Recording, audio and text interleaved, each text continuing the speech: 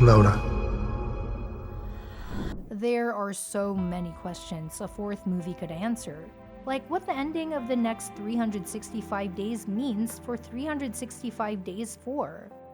Will Netflix actually make 365 Days 4? What could the story be about? Is there another book to adapt? Plus, Michele Morrone, the lead guy from the franchise, seemed to hint at a fourth movie back in 2022.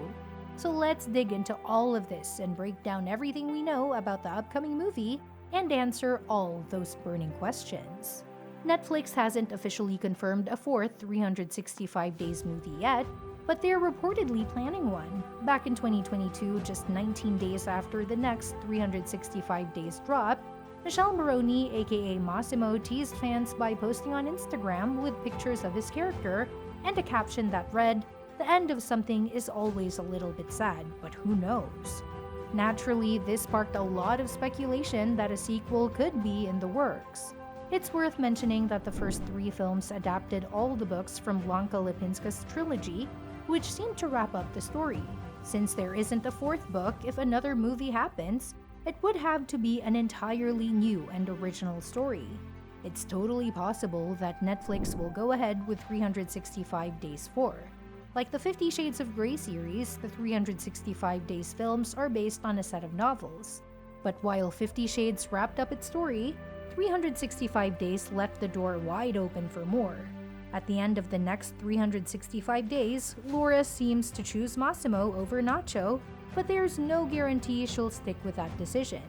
Since the next 365 days changed the ending of the book trilogy, 365 Days 4 could dive into what happens next for Laura and Massimo. In the novels, things take a darker turn. Laura ends up with Nacho after a nasty breakup with Massimo, involving another kidnapping and even the death of her dog.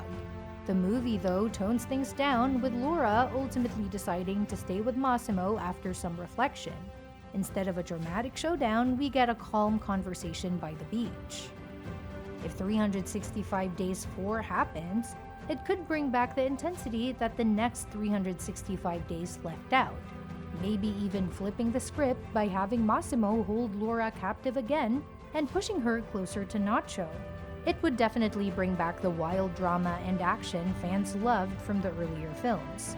Now let's dive into what happens in the next 365 Days ending. Throughout most of the movie, we see Massimo and Laura growing apart after all the intense, life-threatening events in 365 Days this day. Laura opens up to Massimo about losing their baby in the car crash from the end of the first movie, and it really hurts him that she kept it a secret for so long.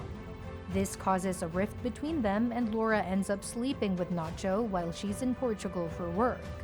Massimo surprisingly gives her the space she needs to figure out what's right for her. While she's away, Laura has some wild fantasies about a threesome with both Nacho and Massimo, visits her parents for some clarity, and eventually heads back to Massimo. For those critics who've been horrified by the 365 Days movie's portrayal of toxic relationships, the ending might be a bit of a relief. Massimo, the mob boss who once literally held Laura captive to make her fall in love with him, has a change of heart. Sitting on a beach, he tells her he only wants to be with her if that's truly what she wants. It's a surprising moment of growth for his character, considering his previous behavior. While the ambiguous ending of the next 365 days seems to suggest that Laura and Massimo will stay together, the movie makes some major changes from the original novel. In the book, things get way darker. Laura actually leaves Massimo for Nacho, but then Massimo sends her the dead body of her pet dog as a twisted message. In a wild turn that feels like it was pulled straight from Wuthering Heights, Massimo claims that Nacho killed her dog, which somehow convinces Laura to come back to him. But instead of reconciliation, Massimo traps Laura in his mansion again. When she figures out that Massimo was actually the one who killed her dog, she seduces him. Yep, you read that right, escapes and runs off with Nacho. In a surprising move, Massimo agrees to a divorce, and Laura and Nacho end up living happily ever after. The ending of the next 365 days leaves Laura and Massimo's relationship status up in the air. It doesn't clearly state if they stay together for good, but when the credits roll, it feels like they might be done with all the back and forth drama. Unlike the previous two movies, which ended with Laura's fake-out deaths, this one takes a more reflective approach. Massimo finally asks Laura directly who she truly wants to be with, him or Nacho. Rather than giving us a straightforward reconciliation, the movie ends with Massimo posing a question to Laura, asking if she's back. Before that, he shares a touching story about his father's life lesson. If you love something, let it go, and if it comes back, that's how you know it's meant to be. Massimo took this advice to heart, letting Laura go when she wanted to be with Nacho and waiting to see if she'd return. So while the next 365 days doesn't give a clear-cut answer, it leans heavily into the idea that Massimo is ready to let Laura make her own choice.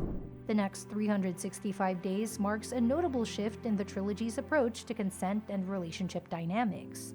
Both 365 Days and 365 Days This Day were heavily criticized for glamoring toxic and dangerous relationships, though some fans defended them as campy, over-the-top fantasies not meant to be taken too seriously.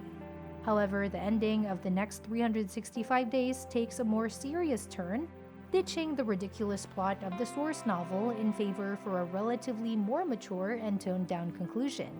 This final movie gives Laura more control over her decisions, showing that Massimo finally grasps the concept of consent. Both male leads, Massimo and Nacho, are depicted as caring about what's best for Laura, rather than just focusing on their own desires. This is a big change from the earlier films, which often leaned into problematic tropes.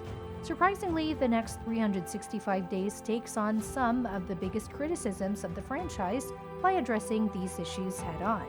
While the first 365 Days movie was called out for celebrating toxic relationship dynamics and also defended as being a silly, fantasy-filled romp, the final film applies some basic ideas of consent and agency to the previously problematic framework. Even though the ending doesn't spell out if Laura and Massimo end up together, it shows that whatever decision they'll make, it'll be a mutual one, in a way that might be the most shocking part of the entire trilogy. And let's not forget, critics weren't exactly thrilled with the next 365 Days ending either. Jessica Kiang from Variety even called the entire trilogy's plot bone-tired. Despite all the negative reviews, these movies have managed to stay incredibly popular on Netflix, largely thanks to the YouTubers reacting to the series. Take heavy spoilers, for example. They dubbed it the worst trilogy of all time. The controversial ending of the next 365 Days caused quite the stir with the fan base, though not everyone hated it. The main issue was how drastically the tone shifted compared to the previous two films. And that's that for today's video. Thanks for watching, and we will see you in the next one. Your suggestions for future videos are always welcome in the comments below. Amen.